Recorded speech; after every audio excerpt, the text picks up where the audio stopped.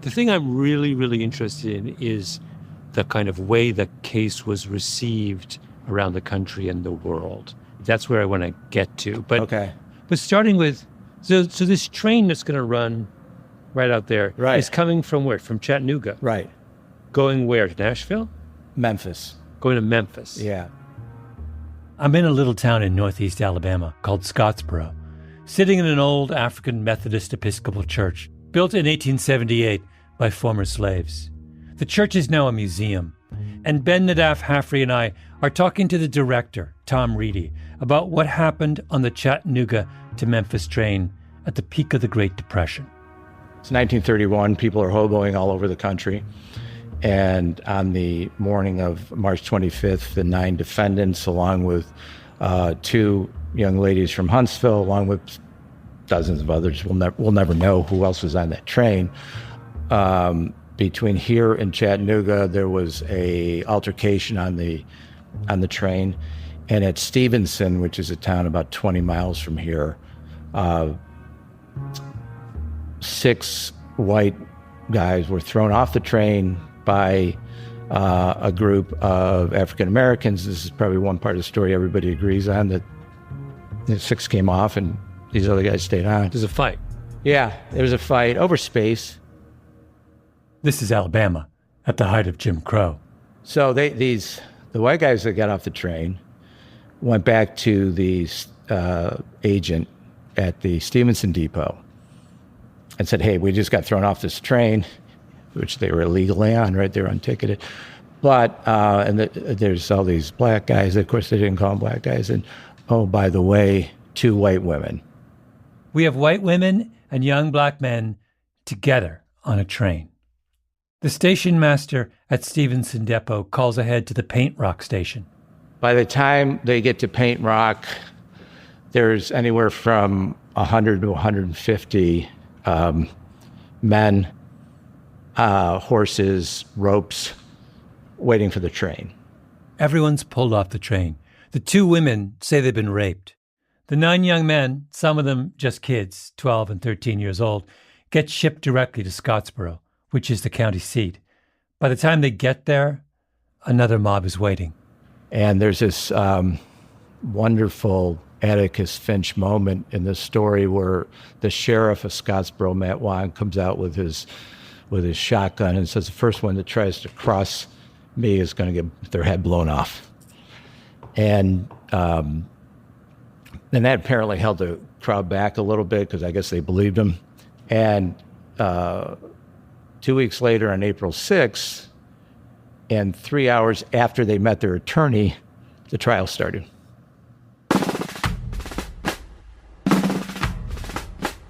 I'm Malcolm Gladwell. Welcome to Revisionist History, my show about things overlooked and misunderstood. This is the 9th episode in our series about Hitler's Olympics, the games behind the games. We've spent the last 8 episodes exploring the many rationalizations, self-justifications, and delusions triggered by the Berlin Olympics. Berlin kicked off cognitive dissonance on an international scale. Hitler's wave of anti-Semitism focused the world's attention on Germany. But in 1931, something happened across the ocean from Germany that held the world's attention in the same way.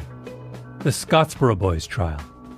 In this, our series finale, let's turn the clock back to 1931.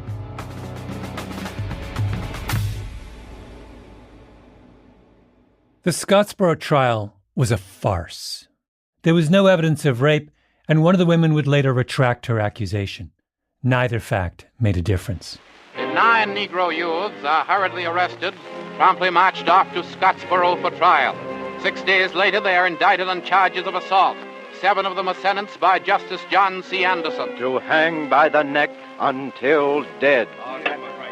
Subsequent motion for a new trial is overruled as the Alabama Supreme Court affirms the convictions.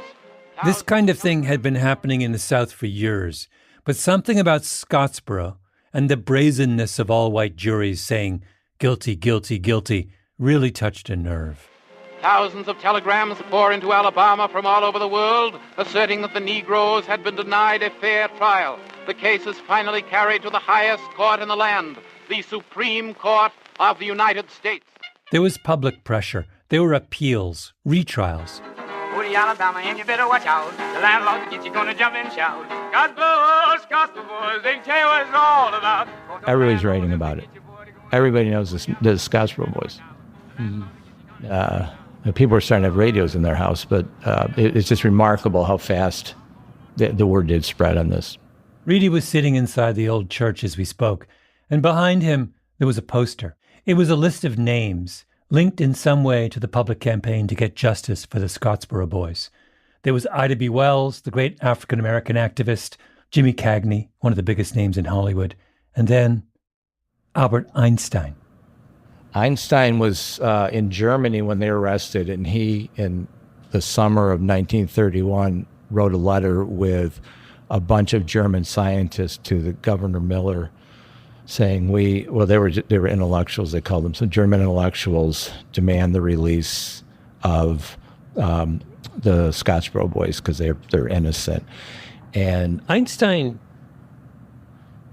is like physicist living in Germany, right? Who, is somehow so moved by the press accounts of this, right? 2 years before Hitler became chancellor, thousands of Germans were out in the streets protesting American white supremacy.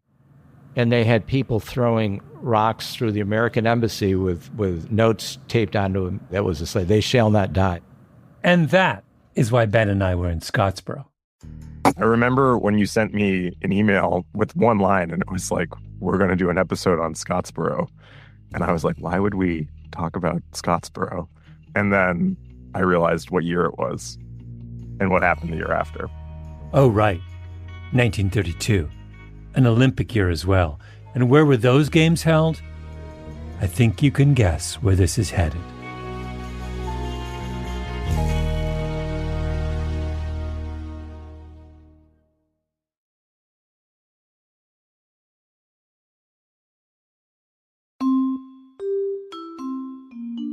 In April of 1923, a real estate developer from California named Billy Garland traveled to Rome for the annual meeting of the International Olympic Committee. Garland was good friends with Avery Brundage. They were cut from the same cloth, men from humble beginnings with outsized ambition, dreamers, builders. But where Brundage was grim and angry, with a chip on his shoulder the size of Lake Michigan, Garland was all sunny optimism and charm. Billy, everyone called him Billy, had life force. Billy grew up poor and married money. Billy was the embodiment of Los Angeles, a city in the 1920s, 500,000 strong and growing by the day, a city on the verge of stardom. Billy watched the sunrise every morning over the San Bernardino Mountains, but never bothered to look to see if it set at night. LA was really controlled and run by a coterie of a shadow government comprised of bankers, financiers, but really above all, the real estate men. Barry Siegel, the author of a wonderful book about Billy Garland, Dreamers and Schemers. Of which Billy Garland was premier, the prince of realtors. Billy owned huge swaths of downtown Los Angeles. His best friend was the publisher of the LA Times, the most powerful man in the city. His brothers in the shadow government kept out of the spotlight. Not Billy. Billy was the front man, a very outgoing personality, making speeches, arriving at the railroad station, press conferences, writing columns of his own for the LA Times, always promoting the city, promoting the future. So in 1923, Billy sails to Italy for his biggest pitch yet, to the International Olympic Committee. The IOC was meeting that year in the old Capitol building across from the Forum, a venue worthy of a group obsessed with antiquity. To start the day, the King of Italy said a few words. Then the king is opening things and here's this guy from what their perspective must have been the middle of nowhere. Absolutely. They literally were asking him where Los Angeles is. What's his trump card? Hollywood. By that time, Hollywood films were, widely popular all around the world, and that's one of the things he was asked at that meeting: is L.A. anywhere near Hollywood? And Billy was smart enough to say, yes, L.A. is a suburb of Hollywood. He understood that glamour, the emerging glamour of the region, could play to his advantage. Yes. Yeah. I'm just thinking back to the IOC, though, because the IOC really is, it's like every faded aristocrat in Europe is. Yes. Every fuddy-duddy you can find with their waxed mustaches is around the table. And then this kind of charismatic, wide open, extroverted Californian shows up. I'm just imagining, it's such a fantastic scene. I've imagined it too, and I think that's part of how he was effective. He was a breath of fresh air. He knew how to talk to them. The idea when he rose to give his talk, his pitch, he's pitching America. He's pitching the culture of America, which is strange and exotic to them. They're there amidst all of this sort of 18th century grandeur, and the American stands up and says, "There's this brand new country across the ocean. You guys need to go there next." Yeah. That's exactly how he put it too. He says, if the games are to be truly international in character, they must also be held in other parts of the universe. The Olympics should come to Los Angeles. The room is silent. No one says a word. Then one delegate stands up and says, "So moved. Let us take our beloved creation to the shores of the Pacific." Someone else seconds the motion. It goes to a vote. It carries unanimously. The whole group celebrated at the Quirinal Palace, home to the country's royal family. Billy spotted a bald man speaking passionately to a group of onlookers. It was Mussolini, the newly installed fascist leader of Italy. Billy wandered over, shook his hand. The next day, Billy had an audience with Pope Pius XI at the Vatican. Pius said how much he believed in the Olympic tradition, and Billy kissed his ring.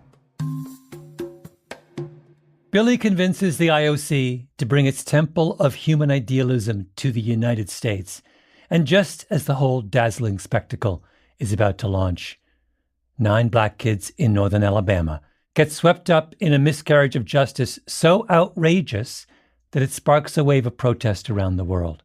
Marches in Germany, South Africa, Cuba, and the world finds itself in the same position as it would 4 years later on the eve of the Berlin Olympics, contemplating a pure competition in an impure place. With one difference, no one ever threatened to boycott the Los Angeles Games. Mr. President, in the name of the President of the United States, I proclaim open the Olympic Games of Los Angeles, celebrating the 10th Olympiad of the modern era. Well, so if the world is upset about Scottsboro in 1931, then why is there not a boycott of the LA Games in 32? I think, the obvious reason is the nature of American transgressions in civil rights are on the surface so different from the nature of Nazi transgressions. American transgressions are 300 years old. They're embedded in the kind of culture of the country. And I can't stress this enough. They involve Black people. And it is simply the case, and continues to be the case in some sense, that a transgression against a Black person is not considered the same as a transgression against a white person. Part of the difference is that Nazism is a new thing, whereas what's happening in Alabama is just not new at all. Yeah. What's important is it's because it wasn't a one-off, right? Why does America go up in the Black community in particular, get so up in arms about George Floyd? Because it had happened too many times, right? Mm-hmm. And Scottsboro is kind of like that. There's been this steady drumbeat of this kind of stuff coming out of the South. And then it's, the world seizes on that because they're like, you can't keep doing this. It wasn't system malfunction. It was system function. And that's a lot more kind of outrageous. I don't think you could make sense of what happened with the Scottsboro Boys unless you take a step back and look at the Alabama Constitution. I mean, look at the kind of legal infrastructure that was in place in Alabama at the time. So why did the LA Games escape moral scrutiny? It's puzzling. Maybe it's as simple as the fact that the world holds America to a different standard than everyone else. If you're a young upstart of a country, you get away with more. Or maybe the world cares less about crimes against black people than it does about crimes against white people.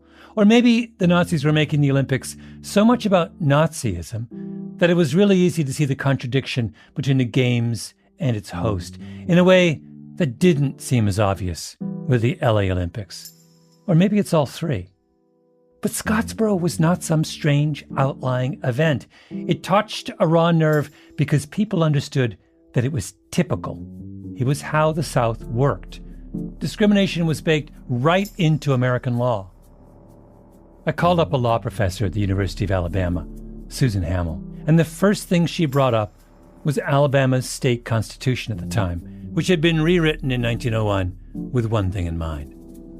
There was no doubt as to what the intent was. As one delegate said, they were driven by, quote, the necessity of relieving the black belt of the incubus resting on it. Another delegate was more blunt. We are here to get rid of the NIGGER. The 15th Amendment to the U.S. Constitution bars states from denying people the right to vote. So the framers of the Alabama Constitution devised a bunch of workarounds. First, a poll tax.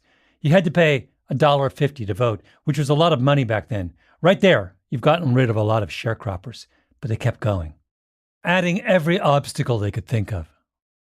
They had to own property. There were literacy tests. And there was the overall discretion of the white voting registrars. The voting registrars, in terms of who was actually registering folks, had a great deal of discretion. If you had a white person that kind of met the requirements, but also maybe didn't, they could get waved through. The 1901 Alabama Constitution would end up being the longest constitution in the world. 388,882 words, about 850 times longer than the U.S. Constitution. When African Americans went to register after the 1901 Constitution was ratified, they were just turned away. In 1900, there were 181,471 African American men of voting age. After the Constitution, fewer than 3,000 of those men could vote. We did not have a black electorate in this state worth speaking of until the 1970s. It gets worse. In 1902, a black janitor named Jackson Giles filed suit against the state. Jackson says, I meet all the requirements. I can read. I understand the Constitution. I paid my poll tax. I own property, but they still won't let me vote. The case goes all the way to the Supreme Court in 1903, where, writing for the majority, the legendary Justice Oliver Wendell Holmes, one of the greatest legal minds the Supreme Court has ever produced, writes, and I'm not making this up, the defendant, Mr. Jackson, alleges that the state of Alabama has constructed a voting system that is in open violation of the Constitution of the U.S., but he is asking to be registered to vote under the very same rules that he says are an open violation of the Constitution of the United States. If we rule in his favor, we're complicit in the violation. It's one of the all-time great Supreme Court catch-22s. Justice Holmes disingenuously said, if Jackson Giles wants a remedy, he needs to seek his member of Congress to do something about it. But Jackson Giles had been denied the right to vote for any member of Congress. Mr. Giles, if you don't like the system that keeps you from voting, then vote to change it. The U.S. Supreme Court, like the rest of the country, just wanted to wash their hands of, if I can put it this way, the dirty South. Now we can understand what happened in Scottsboro. The jury pool in Alabama is drawn from the voting pool, and since the voters are basically all white, then the juries are all white. Which means that when 9 black kids are accused of some bogus crime on the Chattanooga to Memphis train, those 9 kids are out of luck. All told, the Scottsboro boys would end up serving more than 100 years behind bars for something that never happened. And in Giles v. Harris, the Supreme Court of the United States signs off on the whole arrangement. And so do you study that case at law school in Alabama? No. Isn't that a shame? Scottsboro was an embarrassment, an outrage, exposing the very dark heart of the country that was about to host the purest of athletic spectacles. If the world shouldn't have gone to Berlin in 1936 for moral reasons, then the world shouldn't have gone to Los Angeles in 1932 either. Where can you go?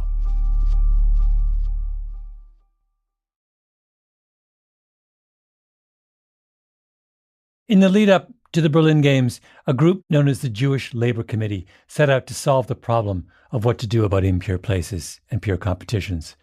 The organizers were the same people who had been up in arms over the Scottsboro boys 4 years earlier, who helped fund their legal defense, who were fighting for the rights of working Americans. Their hands were clean.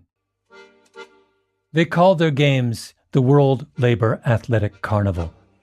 It was held in New York City on Randall's Island in August of 1936, overlapping with the last 2 days of the Berlin Olympics. Invitations went out. The carnival will function as a show of protest against the iron heel of Nazism. New York Mayor Fiorello LaGuardia signed up to be co-chair. The governor of New York agreed to hand out prizes. Proceeds from the event will go to supporting the anti-Nazi movement and, eventually, to helping Jews escape from Eastern Europe. The Labor Games represent the first solution to the dilemma of the Olympics. Carve out a little corner of ideological purity. Don't compromise. Align your political values with the ethic of amateur sport. Be an absolutist. Ed Gordon was there. He was the winner of the long jump in the 1932 Olympics. George Veroff, the so-called jumping janitor, was there too. His gold medal jump beat the winning mark in Berlin by a full inch and a half. The women's 40-yard dash was won by a member of the Dressmakers Union. Wanda Olszewska, another Olszewska, Mitzi, competed with her on the winning relay team. When a reporter asked Mitzi how she trained, she responded, "Oh, picketing and throwing stones through windows." And nobody came to watch. The stands were half empty. Why? Well, the games were supposed to draw their support from the labor movement, but the Jewish Labor Committee was an anti-communist socialist group, so some communists felt left out and stayed home. Then came a second disagreement, this time between the American Socialist Party, the Old Guard, and some upstart progressives led by Norman Thomas. Let me just read to you from A History of the Labor Games by Edward Shapiro. The struggle came to a head at the party's annual convention in 1936 in Cleveland, when the Old Guard left the party, took the magazine The New Leader with them, and created the Social Democratic Federation. The new leader viewed Randall's Island as virtually a New York Social Democratic Federation event, copiously discussing its progress from its inception in May through the games themselves in August. The pro-Norman Thomas Socialist Call, in contrast, merely printed a pro forma announcement of the games. More to its liking was a track and gymnastic demonstration on July 4th, 1936, in Taborville, Ohio, near Cleveland. Sponsored by the Czechoslovak Socialist Federation of America, the Czechoslovak Labor Gymnastic Union, the American Workingmen's Sokol of New York, the Working Men's Gymnastic Association, and the Workers' Sports League of America. This is the problem with the pursuit of purity. At a certain point, it starts to get absurd. Because the communists get upset at the socialists, and then the socialists get upset at each other, and sooner or later, your athletic spectacle that was intended to showcase the greatest talent in the world is in Taborville, Ohio, under the aegis of the Czechoslovak Socialist Federation of America. I mean, with all due respect to the Czechoslovak Socialist Federation of America, who wants to watch that? So what's the solution? Option 2. Take that absolutism down a notch. Be willing to compromise. Remember Charles Sherrill, the American delegate who fought so hard for America to stay in the Berlin Olympics? Just before the games, someone sent him a news clipping about the killing of a Jewish footballer who had apparently been dragged off the field by Nazis in the middle of a match. Sherrill wrote back, "Your September 23 letter about the Prague press story of a Jewish football player killed at Radispor Silesia arrived today. If true, it is as bad as Negro lynchings in our South." Sherrill had ideals. He was perfectly willing to compromise around the edges. Yes, the American South is a nasty place, but so what? Show me a country without nasty places. You have to hold a pure competition in an impure place because there aren't any pure places. Here's how Sherrill finishes the letter. Answering your clipping, let me ask you what you would have said if any foreign team had boycotted our Los Angeles 1932 games because of our Negro lynchings in the South.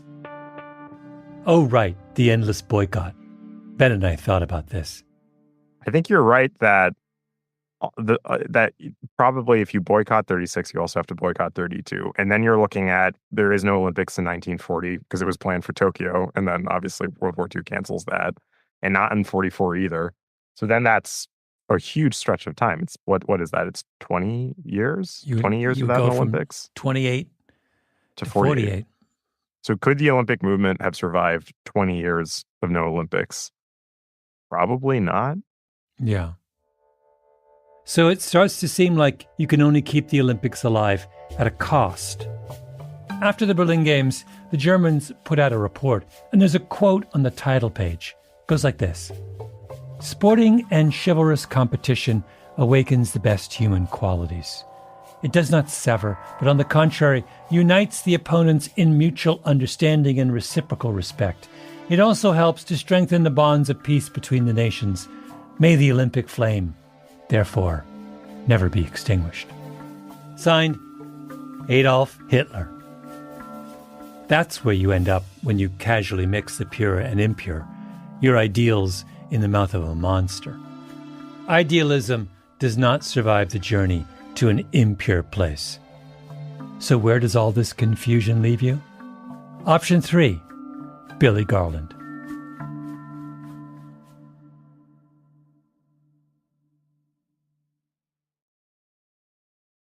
In the fall of 1918, Los Angeles was in a rough patch. The war in Europe was taking its toll on the economy. The 1918 flu, which had claimed millions of lives around the world, had shut down the city's streets. Tourism, the great lifeblood of Los Angeles, was at a standstill. Billy Garland and his friends needed a plan to get the city back on track. So Billy calls a meeting in his office, gathers together the power brokers. They were meeting there basically to try to figure out ways to promote Los Angeles, above all to avoid future lulls in business. Barry Siegel again. And somewhere in that meeting came up the idea of bidding for and staging the Olympics as a way to put LA on the map and draw investors. The third way to resolve the dilemma of the Olympic Games is just to be a realist. You say, whatever, let's not complicate things. The games are really useful. And if we play our cards right, we can all get rich. So Billy got his games. Here he is announcing them. Conceived in the spirit of the purest sportsmanship, 7½ centuries or more before Christ, these Olympic Games are today the one living heritage handed down to us from those distant times. Billy didn't write those lines, believe me. Someone at IOC headquarters in Switzerland did, but I'm guessing this is the part Billy did write. Many thousands of visitors to these games will come to Los Angeles and California from all parts of the globe and from every portion of our country. Let me add that California recognizes her responsibility as host. The stranger within her gates will be treated to that cordial hospitality and welcome so traditional of our wonderful state. Bring the kids. Stay at one of my hotels. Come then to California, host of the world, for the 16-day period beginning on July 30th, to witness for yourselves the ultimate and highest manifestation of modern sportsmanship known to mankind. Billy builds a magnificent stadium, the Coliseum, just south of downtown. He builds the first true athletes' village up in Baldwin Hills. Billy recruits the two biggest movie stars of the day, Douglas Fairbanks and Mary Pickford, to be his spokespeople. Billy creates a spectacle. Billy even makes a profit on the games, $1 million. A few years later, Billy would be all in favor of the Olympics in Berlin, but not because he'd performed some elaborate political analysis. Please, more like, love the Kaiserhof Hotel. Can we have one in Hollywood? How much do the Nazis look to 32 for kind of inspiration on, I mean, they take that kind of, that notion of the games as a spectacle and run with it. They were inspired by the 32 Olympics very much so. It was 32 Olympics were a model for them. In that way, Billy Garland and his gang, showed them the way. There was a point deep into this series where I found myself more and more sympathetic to Billy Garland, to the guy who just made things work. Ben never went that far. We argued about it. I started this whole investigation way back when, believing that we should have boycotted in 36. Now, I'm not sure I agree. And now I think I'm glad we went. Everyone involved in this debate back then, and everyone involved in debate like this today, the core of all of it is everyone takes sports really, really, really, really, really, really seriously. And I kind of realized halfway through that I'm one of those people. You're a person who thinks sports really matter. Yeah, I didn't think I was. I was like, I thought I was the guy who said, why are we spending all this time and attention arguing about, running a race against each other? And then I'm like, wait a minute, I am that person who cares passionately about the people running a race each other. With your foil, me as a person who is just sort of like unable to recognize even an Olympic level runner. And so the question we have to ask ourselves is, if we want to boycott in 36, do we really want an Olympics? Because the only way to have an Olympics is to hold your nose from time to time.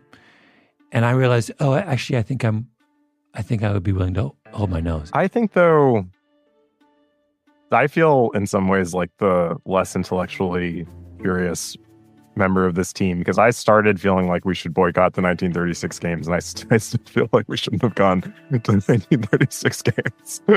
So I don't know what I was really investigating then, having not, I guess maybe just like to confirm my position.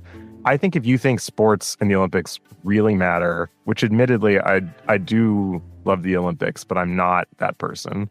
Mm-hmm. I think if you think sports really, really, really matter, then it's even more incumbent on you to boycott the 1936 Olympics. Because the myth that everyone buys into is that this is a festival celebrating the best of what makes us human.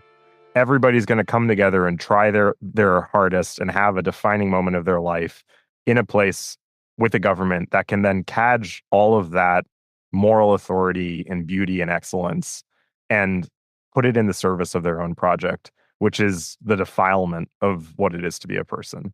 Like one of the most inhumane things in the 20th century. So if you really think that sports matters that much, then I think it's incumbent on you to not lend it to that project.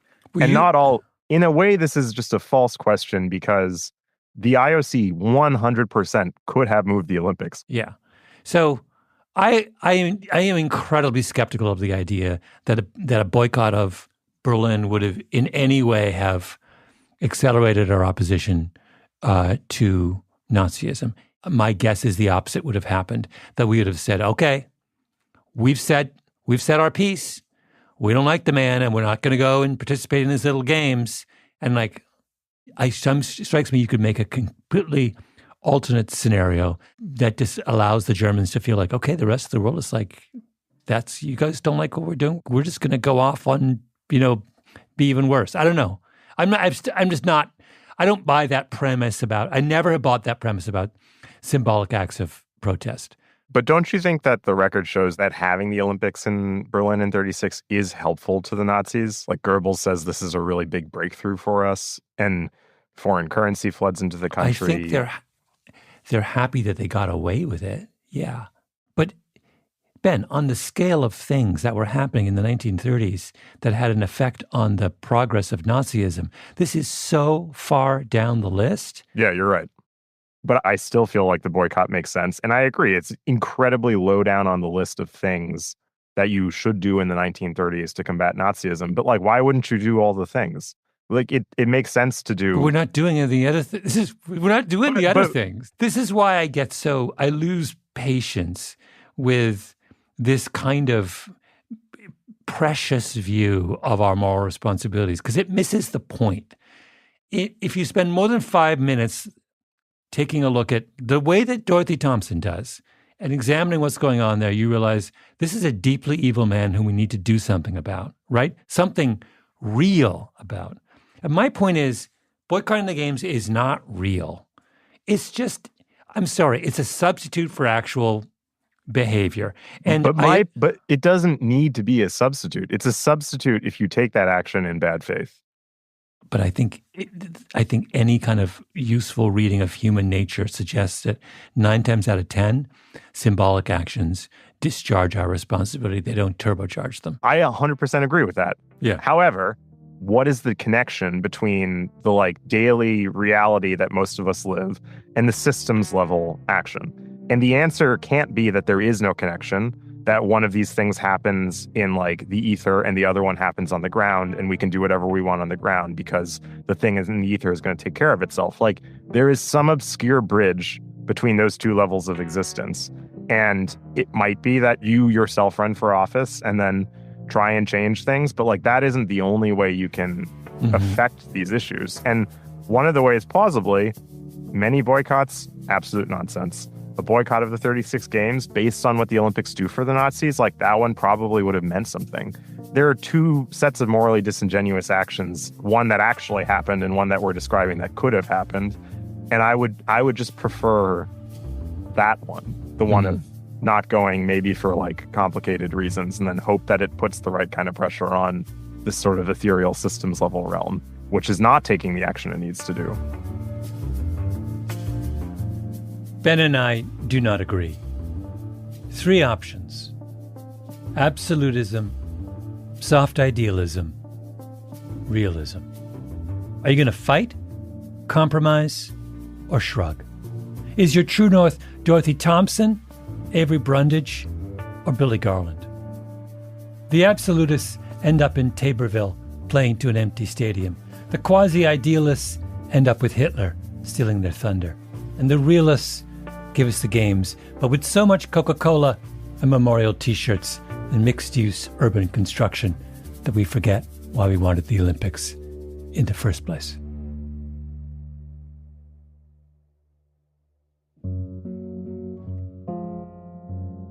The last interview Ben and I did for this series was in Los Angeles, at UCLA, with Millen Tiff, that wonderful triple jumper who knew Jesse Owens. It was hot, one of those hazy Los Angeles mornings. A helicopter was hovering somewhere overhead. We were standing on the track at Drake Stadium, right by the long jump pit. There were a handful of athletes milling about, and then a young woman came running past us. She was doing 200-meter intervals, halfway around the track hard, with a jog recovery. Around and around and around. And she was magical. Ben's not a track and field obsessive like I am. I wanted Ben to see what I was seeing. You're going to see how beautiful runners are. I don't think she's going to run first, but if you see her sprinting, it's just It's just like unlike any running I don't know who she is, but she's a real runner. And if you watch her run, just like gorgeous. And she was flying. Most people have seen runners at high school track meets, or maybe world-class athletes on television.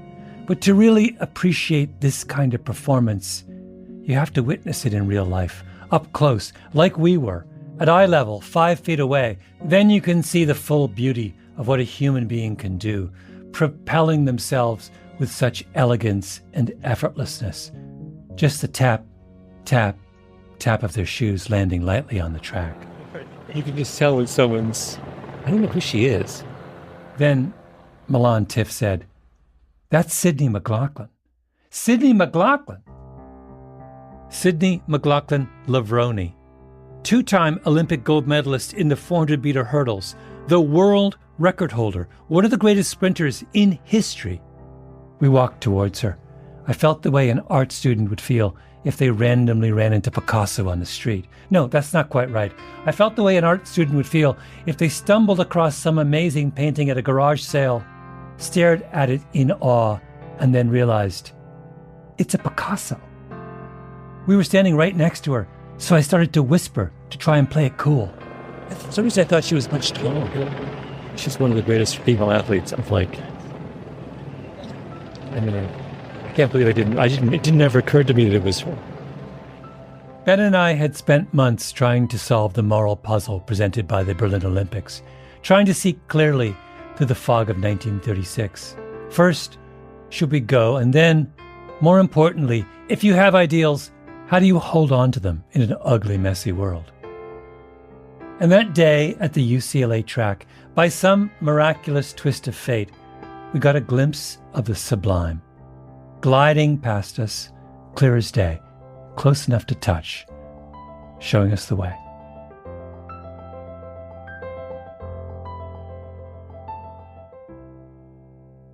We will have many more arguments in the future, just as we had in 1936. We continue to live in a very impure place, and we should have those arguments. That's our job, to engage with what is difficult, to try and pick a safe path through the minefield. But the epiphany I had as Sydney McLaughlin swept past us is that we need to be clear about what we're arguing for. Charles Sherrill was protecting some archaic notion of amateurism. Avery Brundage was furthering his own ambitions. Jesse Owens was navigating the impossible complexity of life as a black man. Billy Garland just wanted to build stuff. Altogether, they loaded up the Olympic movement with so much excess baggage that it's a miracle it didn't sink. And we don't need any of it. It's just getting in the way. The pure place that everyone was looking for is not a country or a city. It's a feeling. It's the awe that comes from watching someone perform an athletic feat better and faster than anyone else. Now it's the race to the line. Sydney McLaughlin is bringing it to Dalila Muhammad. Muhammad's trying to hold on. McLaughlin on the inside to the line. It's going to be Sydney's time again, and it's a world record again. McLaughlin 51.47 blows her 51.91. Revisionist History is produced by Ben Nadaf Hafri, Tali Emlin, and Nina Bird Lawrence. Our editor is Sarah Nix, fact-checking by Arthur Gompertz and J.L. Goldfein. Original scoring by Luis Guerra, mastering by Sarah Bruguer and Jake Gorski, engineering by Nina Bird Lawrence. Our executive producer is Jacob Smith. Special thanks to Karen Shakurji. Additional thanks to Michael Yashinsky, Meredith Rollins, Michael Specter, and Michael Linton. At Pushkin, special thanks to Jake Flanagan, Owen Miller, Eric Sandler, Kira Posey, Jordan McMillan, Nicole Optenbosch, and Brian Schrebenek, Christina Sullivan, Kerry Brody, and Greta Cohn. I'm Malcolm Gladwell.